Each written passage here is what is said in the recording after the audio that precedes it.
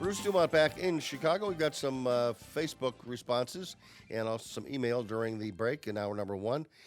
Teresa J. Jacobs Rayborn writes, our military's primary role is protecting our borders.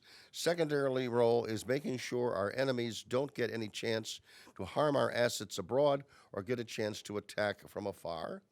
And Chris Roebling, who is a frequent guest on this program, a Republican, says Soleimani was not assassinated. He was not the head of state in his own country. He was a military commander in a foreign country, conducting military operations against that country and the United States. He was an enemy combatant who was legally rubbed out. Amen to my friend Chris Roebling. Let's go to David in Austin, Texas. He too wants to talk about the use of the term assassinated. Well, I think the term assassination, whether it's positive or negative, is really ridiculous. On July 20th, 1944, the German underground tried to assassinate Hitler. It's always spoken as an attempt to assassinate. Does that mean that somebody who says it was an attempt to assassination is pro-Hitler? I don't think so. Okay, response from anybody? I think the word does matter. I really do. I mean, look, John F. Kennedy was assassinated, okay? To equate what happened to this terrorist and to call it an assassination, he was an enemy combatant who was eliminated. Mark, you're the one that used the word. You know, he was essentially a cabinet member of a sovereign nation, and part of the United Nations. So I wouldn't want to see it happen to our Secretary of Defense or our commander of JSOC. I wouldn't want that to happen, and whatever we call it. I don't think we should get stuck in the semantic games, but think more strategically and long-term. But the semantic games do matter to the Democratic base. You would acknowledge that. To some of does. the base, yeah. I mean, to some of the base, they're Roberto insisting. was telling us. Yeah, absolutely. So if I have friends who have declared that they will not vote for you if you don't say that word, and I look at them and I'm like, well, that's okay, But I also I quibble with them because, in my opinion, these are the same people that cost us the election, because they want that. And I'm talking about specifically swing states, people that chose not to stick to the party. Right. Yeah. They don't get, and trying to make a case, when I heard the Democrats today, I mean, making it was not a pro-Soleimani comment, but the point is, it was questioning the wisdom of the action. And I think when you do that in the court of public opinion, which is where this year will be conducted, I think in the court of public opinion, I don't think many people really care too much about that this guy was taken out, other than the fact that he was taken out. I'm curious, Bruce. I'm happy about it. Remember when Obama killed bin Laden? Yeah. Did anybody insist that we call that an assassination? I don't recall. No. I don't recall that. So what's the difference here? Why? I mean, let me. In fact, this guy was more dangerous because bin Laden's Al-Qaeda had been defeated. This guy was the head of a terrorist group that was active. Okay. I'm going to switch gears. Colonel, I want to start with you. What happens next? Look into your crystal ball. And again, realizing you're just speculating now. But what happens next, okay? Let's assume that Iraq decides that they're going to ask the U.S. troops to leave. Should they leave? What should happen? Well, if the Iraqi parliament in total has a session and comes together and votes, and it is sustained and signed by the prime minister and it's conveyed, then it's a matter for the State Department and the government to take up and consider. And we don't want to be there as an army of occupation. We don't have the forces there to be an army of occupation. And my personal opinion is that we gave the people of Iraq a very good chance to have a say in their destiny and how they want to run things away from Saddam Hussein. And that was what was started in 2003. So if it comes to pass, if the Iraqi parliament passes that, if it's signed into law and we're asked to leave, then fine. Let's move to the next step. Okay, let's say the troops come home. Yep. All right, a lot of people are going to like the fact that the troops are coming home. But what's the next step that's likely to happen in that part of the world where we may regret taking all those troops and bringing them home? You know, I don't really see a downside to it because there are only 5,000 U.S. service personnel in Iraq right now. That number is a baseline because it goes plus and minus with the deployment of either the Marine Rapid Response Team or the battalion out of the 82nd. If we pull our forces out and put our hands up and say, okay, we're done paying money, we're done supporting, we're done, then the people and the government of Iraq may take a hard swallow and reconsider things. Because having America as a friend and having American business interests as a friend is a whole lot better than having Iran as a friend or Iranian business interest. One of the things we haven't talked about tonight is that 90-some-odd% of Iran is Shia Muslim. About 39% of Iraq is Sunni Muslim. Shia and Sunni don't necessarily get along. They are two distinct sects of the Islamic faith. Compounding this, in Iraq, you have the other religious bodies, and the Shia are a majority, but they are not the dominant majority. And there are a lot of different areas in that country that have different views on how they want to move forward in the future.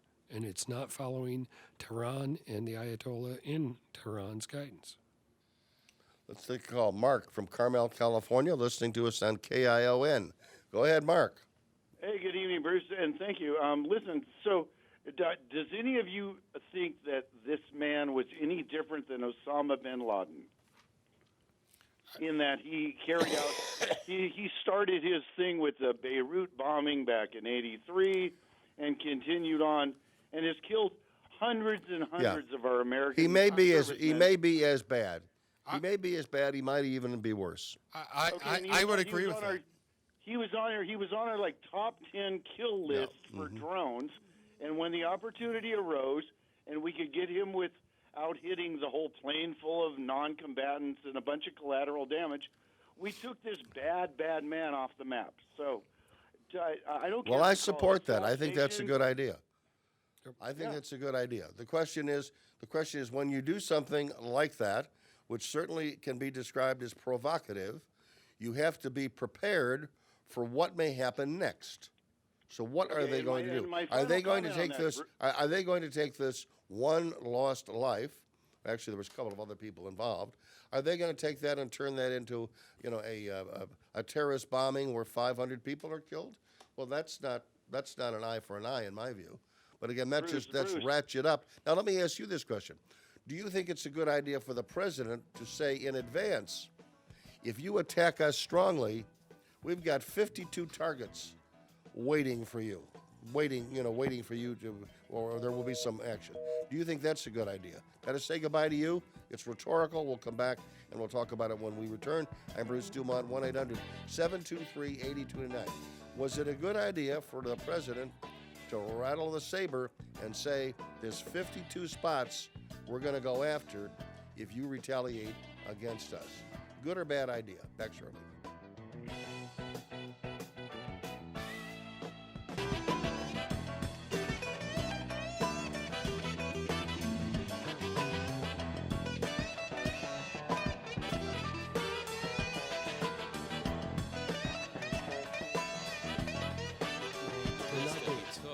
Bruce DuMont back in Chicago. Thanks very much. Roberto, let me ask you. I asked the question, what's next in Iraq, in Iran? What do you think is going to happen? Politically, give us your lay of the land. Iran doesn't have the resources to go toe-to-toe with us. The pallet of money. So will they not retaliate? Oh, it'll be asymmetric. It'll be cyber. That's their strength now. Cyber attacks. You're going to see them try to turn off a dam or shut down a railroad station, maybe even mess with some medical devices. But their capacity has been crippled. And the American strategic interests now are to push that advantage, hopefully diplomatically, if we can. Then what do we do next? Well, If they do those things, and these are things that people are going to know about, right? Yeah. Because if they do something that can't be detected. Right. No one's going to know that this is part of the retaliation. I mean, they want everyone to know that they are retaliating. Well, they're gonna against the United States. fail over and over and over and over and over, and then after something sticks, they'll claim. So that. there's going to be no big boom anywhere. We do not have a massive loss of life anywhere in the future. My prediction is that it will not be kinetic. If I could what do you think? agree with my friend Roberto here, for the first time, well, not the first time tonight, you're actually moderate. I associate you with the Democratic Party that I used to be able to vote for. But in any event, I agree with you. Cyber is going to be a focus. I don't think it'll be the exclusive focus. They're good at it too. But they're good at it. They're good at cyber, and we have some weaknesses there. We're good at cyber too. I'm not saying that, but if you try enough times, eventually you're going to get ahead. Where have they been? And by the way, we should mention in your legal practice, Yes. cybersecurity is one of your areas of expertise. That's why I chimed in. Where have they been successful? Well, there have been successful.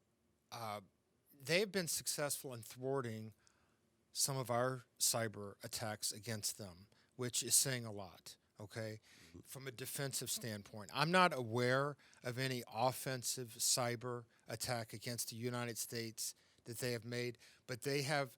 You have to realize Iran has many universities and a very smart and educated workplace people, and they have invested a lot of money in cybersecurity on a per capita basis, up there with any country in the world. Would you agree with what I just said, however, that if this is going to be reviewed or received from the world as retaliation Yes. against the murder of their general, Yes.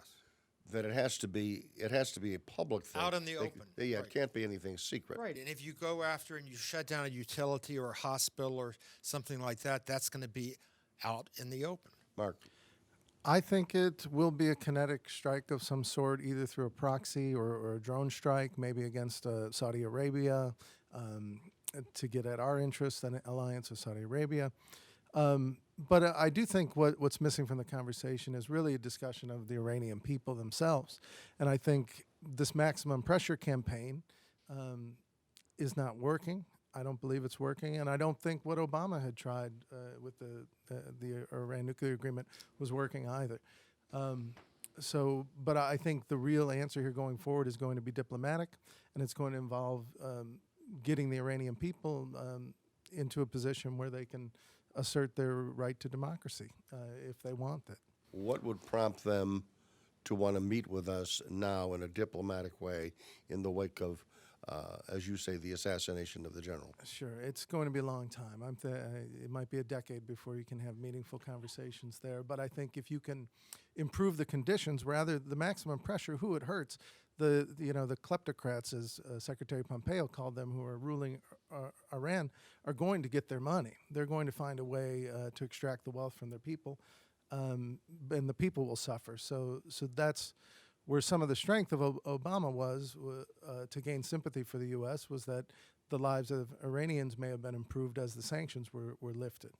But I don't think the lives of Iranians were improved. I think that money that was sent over in unmarked bills, the pallets of cash that the Obama administration did without authorization from Congress, went to fund more Iranian terrorism. And that money is drying up, and so they're lashing out at this point. Yeah, and earlier we had the question rhetorically about, what good was this strike? The strike provides a deterrence point. And the president, in declaring, okay, if you want to do something stupid, I've got 52 new targets selected, that's a message of deterrence. And physical military force, kinetic operations as it's been termed here, each time you do one, you're sending a very discreet diplomatic message, which is, thump, I'm going to hit you. If you want that to stop, put your hands so up. should he say when it's done, here you go, here's number one? Should he identify him? That's up to him, okay? I can But see him doing a top 10 list.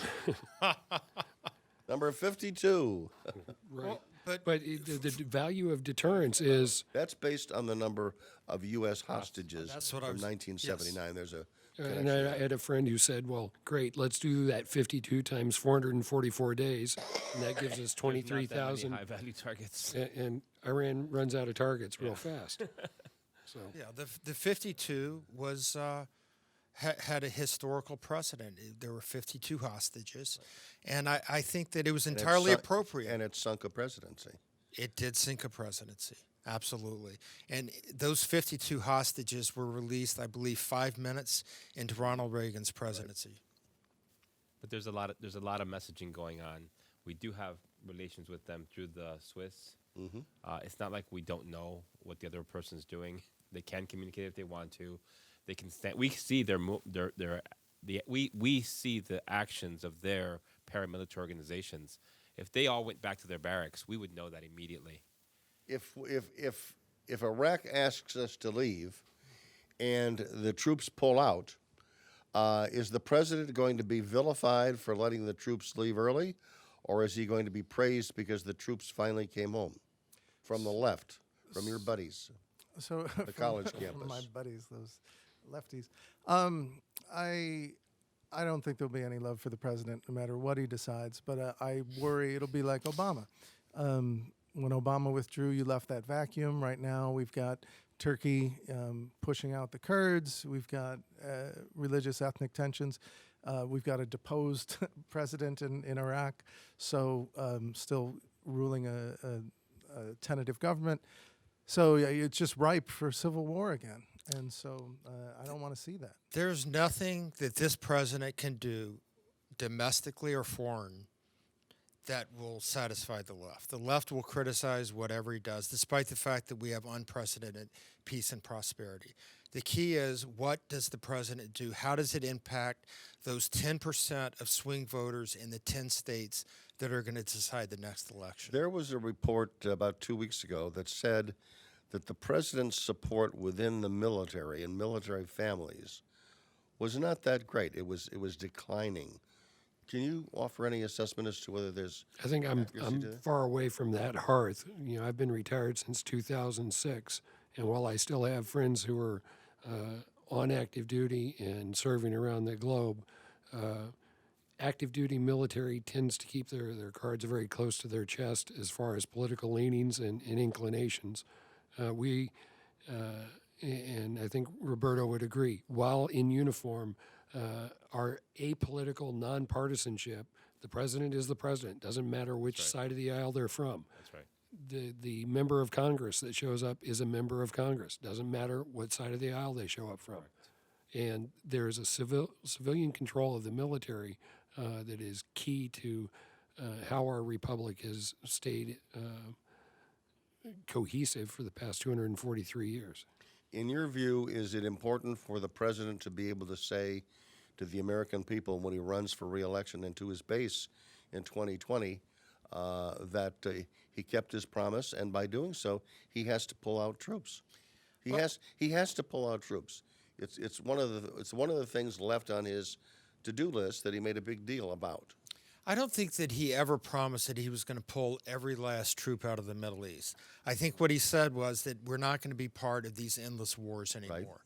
And I think that he's kept that promise. I mean, there have been criticism from people like me who are a little more hawkish on military issues that he should have acted against Iran sooner, quite frankly. And I was like, when he did this, I was finally, okay, he did something, because he held back. There was a few months ago where he authorized the strike and then changed his mind, and the jets turned around. So to me, it's a fine balance. But again, his base, there's part of his base that does want every last troop out. There's no question about it. But again, I think he's given the base enough that they're with him. I think he's. You have to break the Republican Party down into different sections, right? There's the evangelicals. He's trying to rally to that. There's the folks that are about fiscal discipline. They're not in a $1 billion deficit's not going to be a big, feather in their cap. But there's also a portion of the party that is just like, if you could just fix the economy, I'll be happy. I don't care about anything else. So on net, it's probably good for him.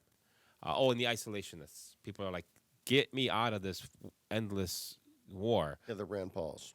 Those folks are going to be happy if he brings them home.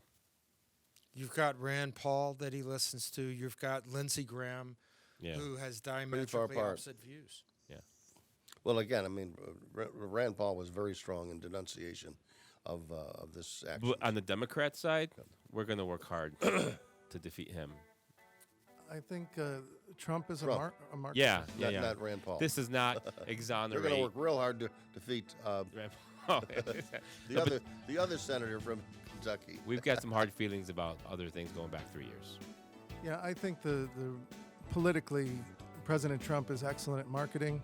He's going to talk about draining the swamp. He's going to say he's done it. He's going to say he's strengthened our military and he's invested there. So he's going to win the marketing war, the messaging war, unfortunately. We will talk about the messaging war in Iowa when we come back.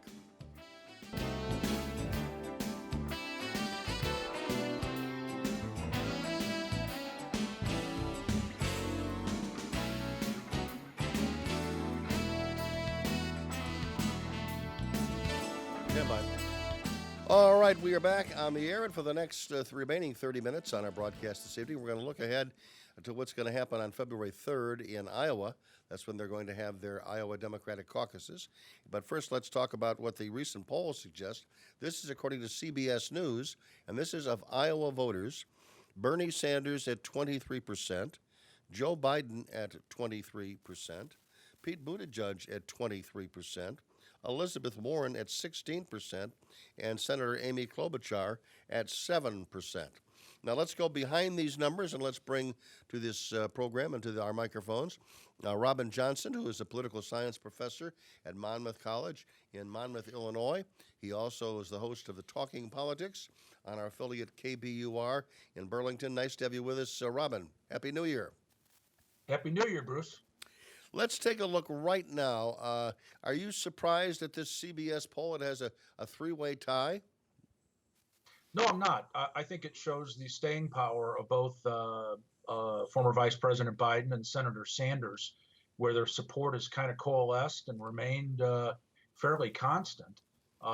It seems like after Sanders had his mild heart attack, he kind of found some new life, so to speak, pardon the pun. And the other trend that we've seen is Elizabeth Warren, who was in first place earlier in the summer in the Iowa poll, has fallen back. And it seemed to coincide with her taking a strong stance on Medicare for all and her struggles in trying to answer questions about funding that. I think Buttigieg has maintained his level of support in Iowa from voters who are with higher levels of education. And so it looks like, and Klobuchar, everybody was predicting she would make a move, and it looks like she's starting to here at the end. She's still got some ground to catch up, but Iowa usually punches 3 tickets on to New Hampshire. This time the thinking is that there'll be at least 4, so we'll see how this how it ends up here in the final. Well, it'll be 4 weeks from tomorrow. Who are the people who vote in the caucus? How many Democrats are there in the state of Iowa, and how many of them actually show up to participate in the caucus?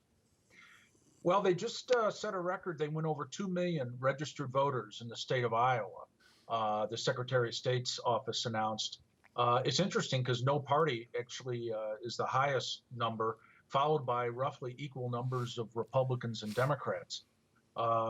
Your typical caucus goer is likely to be more of an activist, more from the activist wing of the party, more progressive than others, and so more likely to have higher educations. These are the type of folks that are normally more likely to turn out. The record for on the Democratic side for caucuses was 2008, when Obama and Hillary had that very competitive race. It was about 240,000 people. In 2016, there was 170,000. I've talked to some sources in the Des Moines and Davenport areas who think that they're going to set a new record this year. And in fact, there's concerns about capacity to hold that number of people. You've been to these, Bruce. You were at one with me 4 years ago. And there's concern about just capacity of the buildings where they're having them to hold everybody that may come out. Now, who can vote? If you are a Republican, can you vote in this caucus? My understanding is the rules that you can switch your registration and participate right up until the last minute. That's my reading of the rules. I'm not an expert in the caucuses, but that's my reading of it. But of those who have traveled through Burlington, which is in your sector of the state, who has impressed you the most with their organization on the ground? Originally, the best organizations were put together by Booker and by Warren, but I think Buttigieg and Biden have caught up. Sanders seemed to have a built-in organization set from 4 years ago, and his supporters, as you know, were very devoted and very strong. Klobuchar has been building up some momentum here recently. I know Warren's people are doing some extensive field work in the rural counties.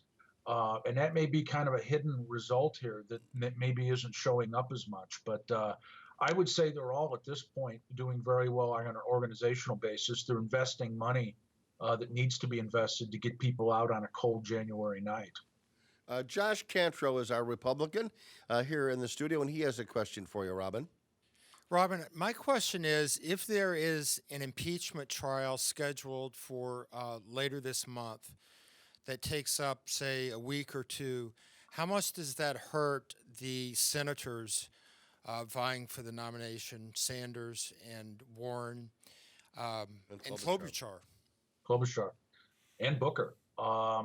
It's going to have an impact, definitely. They're not going to be able to be out campaigning. They're on a torrid pace right now. The candidates are coming through southeast Iowa, where my show's located, quite a bit. Andrew Yang was just there yesterday. Joe Biden is in Davenport right now as we speak. It's going to have an impact on the candidates not being here, but I really sense from the Democratic voters, and I've seen it in polls as well, that they're really strongly motivated by who's going to beat Trump and making more of a strategic decision this time around. There's a sense that the stakes are enormously high for the country, and that they're going to make the decision based on who's got the best chance of winning over Trump in November. So it'll have an impact, I think, definitely just by other candidates being able to be on the ground. Yeah, it's a great point, and we'll see how that plays out. Roberto Montaño is a Democrat. He's got a question for you as well. Hey, Robin. Hey, I was there in 08. Good times. I remember. I'll be back again. Yeah, I'll probably be back again. Can you talk for all of our listeners a little bit about the mechanics, because it's different than voting. And, you know, everybody knows where you're going to stand, and there's influence, and your boss or your wife, or maybe the same thing, will see what you're choosing to do. And also, could you please talk a little bit about the dynamics? My read on it is that there'll be 2 lanes, and people will basically be broken one or the other, and then that there's a minimum threshold. And I just want, for all of our viewers or listeners at home, I think they need to appreciate how it's not like regular voting. Correct. You have to physically be at a location in each precinct in Iowa. And last time, Bruce and I were at a high school auditorium in Burlington that had both the Republican and Democratic caucuses in it. So you have to physically be there. And there's a threshold. Among the people there, you have to have at least 15% to be eligible to receive delegates. And there's bargaining that takes place between campaigns where if they don't reach the threshold, where will those additional people go to support another candidate that might get over that threshold? So that's very critical. And also, Robin, just one thing that I noticed is it isn't like you don't just go and punch a button and then leave. You have to have an investment of maybe a couple of 3 hours, and also you have to be ready to stand up and speak to your neighbor and explain to them in your own voice why you support a particular candidate. Yeah, this isn't secret ballot. No. You're there, and you're right. They have to wait through several hours of organizational type stuff. They talk about platform issues, things like that. Mm-hmm. And then they get around to the actual delegate selection, which could be an hour, 2 hours, depending on how much other business they have. And yes, you have to stand up and be counted. And just imagine that if you're a local beautician or barber, and letting people know who you're actually for. And Especially in if this you're polarized era, we live in a hyper partisanship where everything seems based on who you're for politically. Just to clarify, if you don't have 15% of that initial vote, your vote really doesn't count. Those 15 votes then have to be spread amongst the survivors, and there's a little more politics and backstabbing, not backslap, sometimes backslapping, backslapping goes on at that particular point. So it's ongoing politics. Right. If the number of people there, if let's say the Booker delegates, the people that show up for Booker, if they don't equal 15% of the total people there at the precinct, then Booker does not qualify for any delegates. But those people can, in a bargain cut ahead of time between campaigns, can go, say, for Klobuchar, who isn't at the threshold, to get her over the threshold to be eligible for delegates. And then in some other precinct, perhaps the situation is reversed where they could bargain and Booker would benefit. That's what usually happens leading up to this. Mm-hmm. Robin Yantis has a question as well. It's Ryan Yannis. What did I say? You called me Robin again. Robin.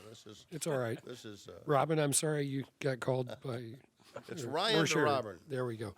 How tired are the people of Iowa of this whole process and having these wandering herds of Democratic candidates moving about?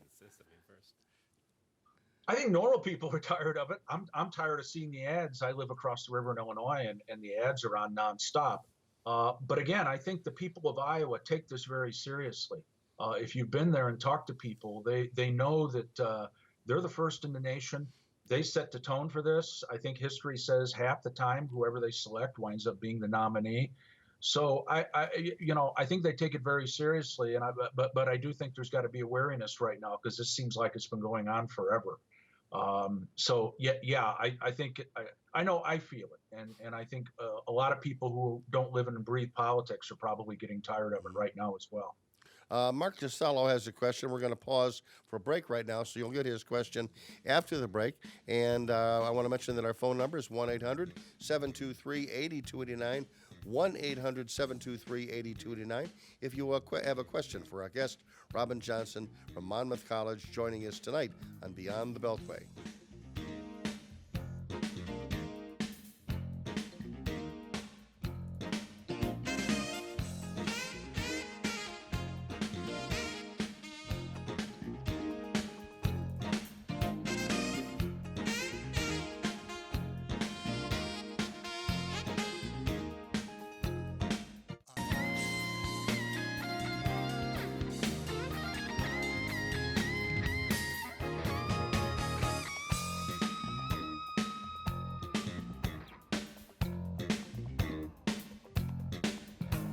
Bruce DuMont back in Chicago, and Robin Johnson, who hosts Heartland Politics on KBUR, joins us from Monmouth College in Monmouth, Illinois. And a fellow professor is here this evening, and we turn to him, Mr. Costello, Mark Costello. Hi, Robin. I had a question. Julian Castro dropped out of the race this week, and there was some criticism of Iowa coming from some Democrats and others saying that it's not right that Iowa be the first state and that Iowa can't elect a person of color. What has been the response from the people you've talked to, your guests on your show, to that criticism of Iowa? We've had this long tradition of Iowa leading off the primary process. So go ahead. Well, I think people that still defend the caucuses point to Barack Obama winning in 2008 to overcome that concern. But I think Castro brought up some good concerns, and I think it is a fair question. And this is almost heresy for somebody that has a show in Iowa to say, but I think there is a fair question of should this start every election in Iowa that isn't as diverse and doesn't reflect the country from a racial and ethnic standpoint, and even economically. So Iowa, they tried to, I was going to mention this earlier, they tried to do a virtual caucus this year where people could participate by not being there. But that was struck down by the National Party because New Hampshire's kind of jealous of its role in the first primary. So anything smacking of a primary is going to be fiercely resisted by New Hampshire. So I would think that they're going to review, the National Committee will review this afterwards, but it won't just be Iowa, it'll be New Hampshire as well, which really isn't as reflective as of the country as a whole. Well, part of it over the years is there has been an unwritten conspiracy between the Secretary of State in Iowa and the Secretary of State in New Hampshire. They like this monopoly they have on the 1-2 punch. They won't. There have been efforts by the state legislature to get the New Hampshire ahead of Iowa, and that didn't play well in Iowa because of the lockstep response between the parties in both of those states. So someone else has got to sort of fight their way in. I think this year the case is being made that the Nevada caucus, which is later in the month, is going to be more reflective because that's when organized labor really shows up. There's not much labor or at least organized labor in Iowa and New Hampshire. And then, of course, the South Carolina primary is the one where everyone's saying that's where African American voting, power can show up. So those first four really sort of separate the field. But who's one and who's two? I'm not so sure that's a tradition that is likely to end because we have this discussion every 4 years and nothing ever happens. Well, the benefit of it too, and I will say this, is that the candidates have to come in and meet people at their kitchen table or their living rooms, and it's not going to be dominated by just television as it would be in a bigger state. So that is something I think still going in favor of states like Iowa and New Hampshire starting things off where it's more personal retail politics, which in this day and age I think is a good thing to see how candidates can handle the one-on-one. No, I agree with that. Ryan Yantis. So I bristle when somebody suggests getting rid of the Electoral College, but it seems to me a more immediate problem is this idea of the first primaries and who holds the first caucuses, and why we don't have a better regional approach in a national election. And Robin, No party has ever been willing to take it on as a cause célèbre. In the UK, the general election lasts for 5 weeks. In the U.S., I don't like that idea. Yeah, I like long campaigns because in a long campaign you can find out who stumbles, who is able to get up. I think a good example is Kamala Harris. She got in, she was a star of a debate, and then she stumbled, and then she can't raise money, and then her polls go down. I mean, I think that's you need distance, in these campaigns, and I don't just mean her. I think I'd say the same thing for everybody else. And by the way, the one thing, Robin, the stories in the national news media this week have been that Joe Biden, who's like a Timex watch, he keeps a beating, but he keeps on ticking. To what do you extend Biden's popularity, although he's tied in Iowa, but nationally he's still in the hunt. He's still in the leader of the pack. I think it's the fact that he's been around a long time. He was Barack Obama's vice president, and there's still very strong feelings about former President Obama within the party, and that Biden was selected by Obama. And I can tell you that I just in watching the playoff football games today, Biden's out with a new ad that's a very good ad after the events over the week last week in Iran, taking out General Soleimani. Biden's out with a new ad that's very powerful that kind of reflects on, accuses the president of being reckless, and then goes back and has photos of Biden with Obama in his role as vice president, chairman of the Senate Foreign Relations Committee. I think that issue is going to play well for him as things start getting more questionable around the globe, where he can point to that type of foreign policy experience. Yeah, well, again, some people will say that he may view that as a plus. I think Josh Cantor would say probably that's a negative. Yeah, I would think that Biden's support of the Iraq War would be an issue. And the fact that he seems to be stumbling in the debates and not able to really articulate well. He was also but not retail politics is he connects on retail. No, there's no question about it. He's got a great smile, but again, he he was not supportive of the Osama bin Laden attack. He was one of those in the inner circles that didn't think that was a good idea. Robin Johnson, thank you very much. It's Heartland Politics. It's on KBUR Radio. We'll be back to you between now and the 3rd of February. It'll be right after Super Bowl Sunday. So thank you very much for being with us this evening. Our thanks also to Mark Casello and to Roberto Montano and to Josh Cantro and to Lieutenant Colonel Ryan Yantis for being with us this evening. Andrew Marshall and Fritz Goldman helped make this program possible. I am Bruce DuMont. I'm going to go home and drink some chicken soup, and I'll see you next week.